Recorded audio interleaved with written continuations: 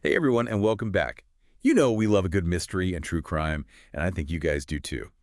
So today, we're taking you back in time, early 20th century Cincinnati, specifically to a neighborhood called Cumminsville. And guess what?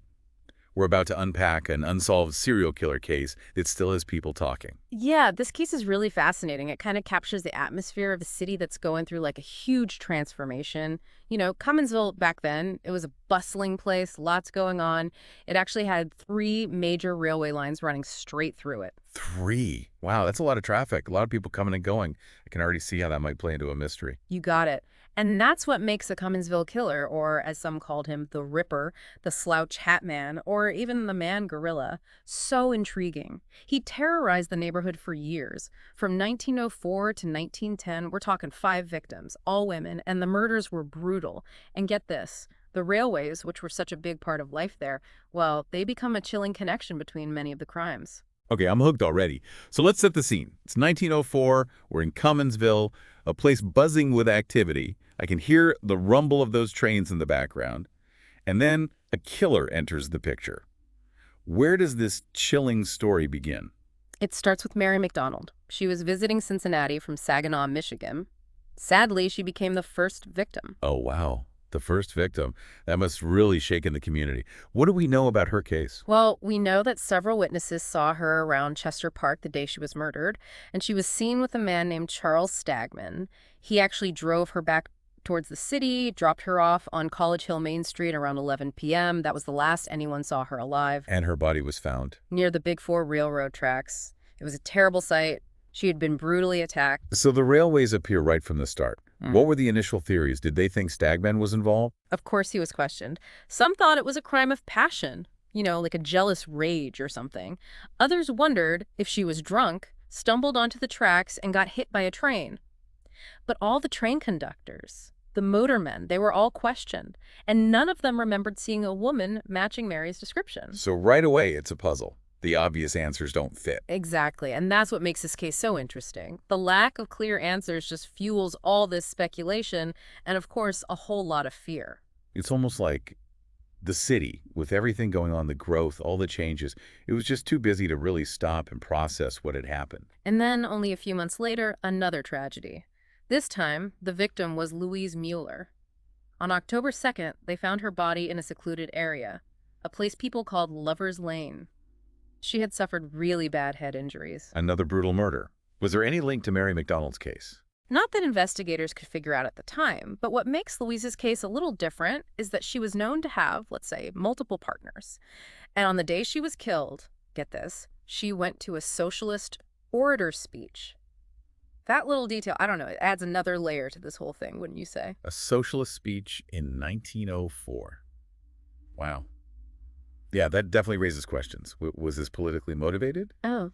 or was it more of a personal matter? I mean, we're talking about a time when social and political tensions were pretty high. Exactly. And just like with Mary McDonald, no clear answers. So the case went unsolved, and the fear in Cumminsville just kept growing. Two murders, both women, both unsolved. People must have been terrified.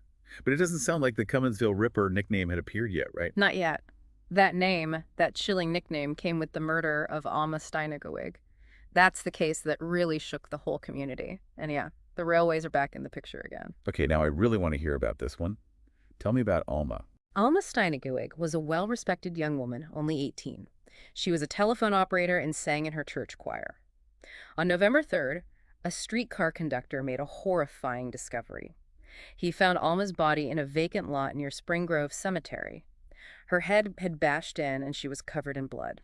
And here's the detail that always sends chills down my spine.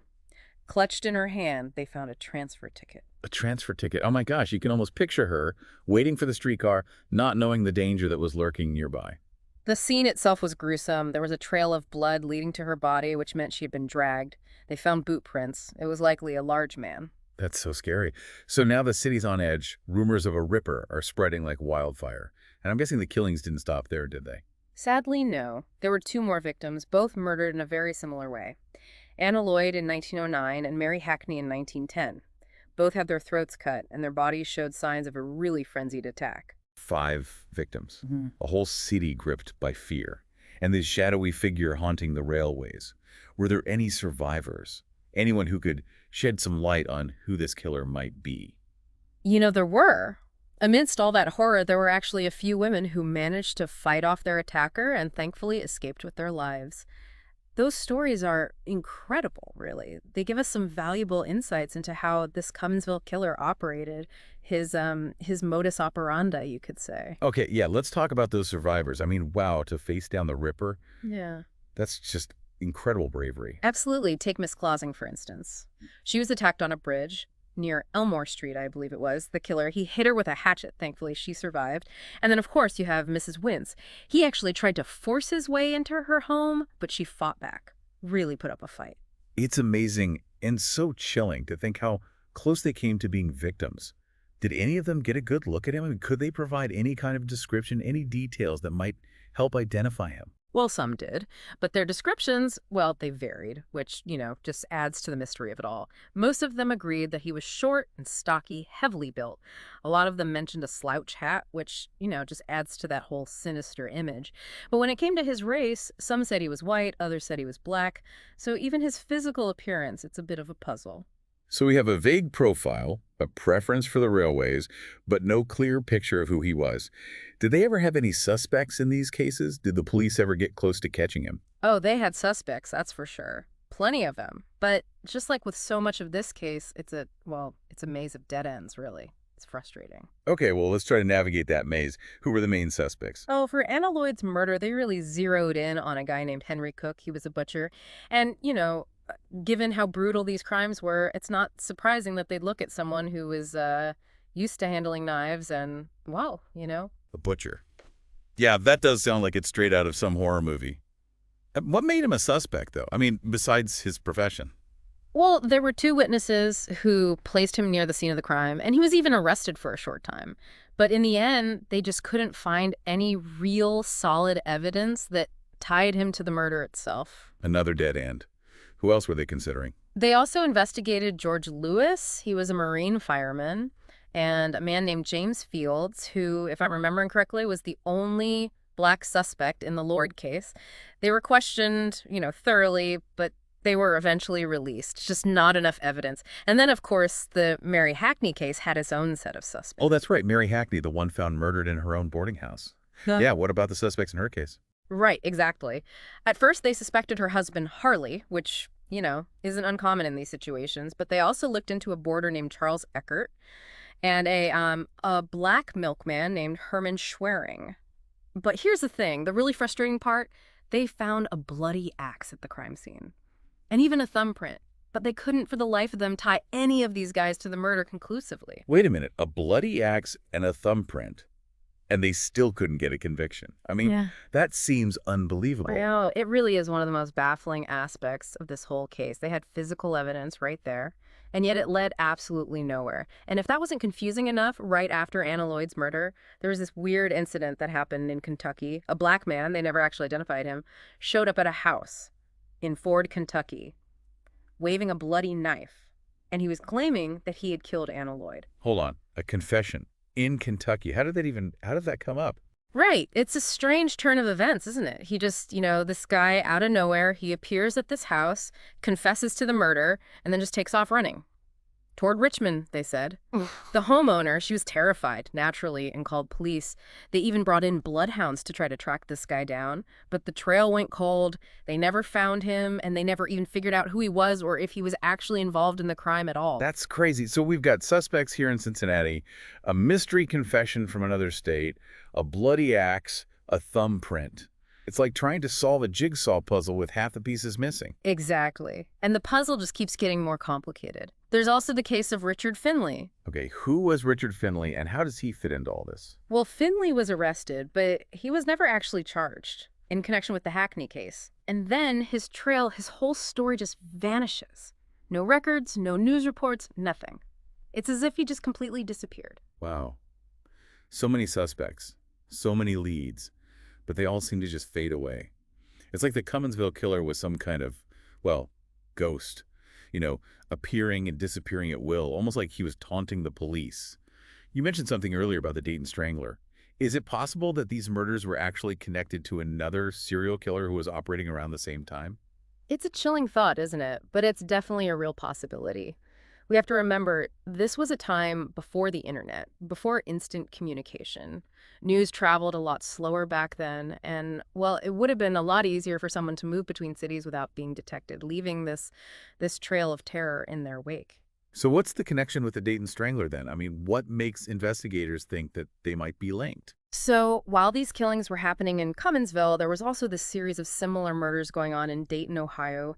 That's not too far away, really. And in Dayton, there were 5 women, all killed in a really, really similar way. Their throats were cut and their faces were, well, disfigured. It was awful. And just like in Cincinnati, they never caught the Dayton Strangler. So two serial killers operating so close together and both using really similar methods, and they both seem to just disappear. Yeah, it's hard not to think that it might have been the same guy. Were there any clues that specifically linked the two cases, though? Not really. No direct evidence connecting them, at least not that I know of, but the similarities are pretty hard to ignore, and it really raises some disturbing questions. I mean, was it one guy terrorizing 2 different cities? Or were there actually 2 separate killers, both just as brutal, operating independently? It's a tough one. It really is. Yeah. It makes you think about all the things we just take for granted these days. Modern forensics and all that. Back then, it seems like it would have been so much easier for a killer to just vanish. It's terrifying, but I have to admit it's also pretty fascinating. We've learned so much about this case, the victims, the suspects, the possible connection to the Dayton Strangler, but we still don't know for sure who was the Cumminsville Killer. It's the question that keeps coming back, isn't it? And maybe, just maybe, the answer's not only about who he was, but also about the environment that allowed someone like that to even exist, to operate so freely and for so long. You're bringing us back to that idea we talked about earlier, Yeah. about the city itself, how all that rapid growth and change might have actually played a role in this whole thing. Right. I mean, think about it. At the time, Cincinnati was going through this huge period of growth, especially when it came to transportation. And Cumminsville, well, with all those railway lines running through it, it was like this central hub for all that movement, people constantly coming and going. It wouldn't have been hard at all for someone to just get lost in the crowd, Yeah. to blend in. So you're saying all that progress, all that energy, that it might have accidentally made it easier for a killer to hide in plain sight? I think it's a definite possibility, yeah. I mean, those railways, they were supposed to be symbols of progress, of connecting people, right? But they also created this easy way for someone to travel around unseen. Stalk victims, disappear quickly. And with new people showing up all the time, blending in and avoiding the police, well, that would have been pretty easy too. It's kind of ironic in a way. The thing that was meant to bring people together might have also created the perfect cover for this killer. And we can't forget about the newspapers and how they reported on these crimes. A lot of times, they really sensationalize the stories, exaggerating details, printing these lurid descriptions, and all that just fueled public fear and fascination. That's right. And some of those newspapers even gave the killer all those nicknames, like the Ripper and the Man Gorilla. It's like they were turning him into this mythical boogeyman. It must have been terrifying for people.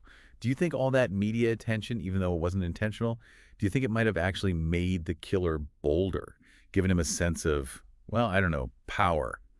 It's hard to say for sure, but it's certainly possible. I mean, you can imagine how it must felt for him to see his crimes plastered all over the newspapers.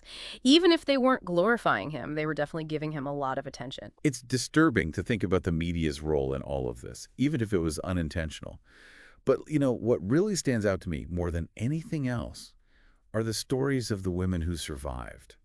I mean, to face down that kind of terror and come out the other side, that takes some serious strength and courage. Oh, absolutely. Their stories are so powerful. They remind us that this wasn't just some abstract case, some headline in a newspaper.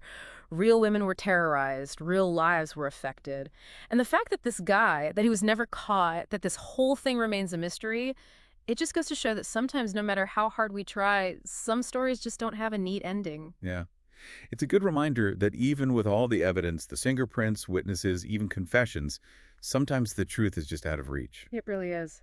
So we spent some time digging into this case, exploring all the angles. What do we take away from all this? Is this just a scary story from the past, a puzzle with missing pieces, or is there something more to learn from this dark chapter in Cincinnati's history? It's probably all of those things, really. The Cumminsville Killer case gives us a really unique glimpse into a particular time and place, but it also makes us think about bigger things. Things about human nature, about what shapes our societies, and about all those mysteries that we may never truly solve. We've gone over the facts, considered all the theories, and we've walked the streets of Cumminsville, at least in our imaginations. But we still don't have a definitive answer.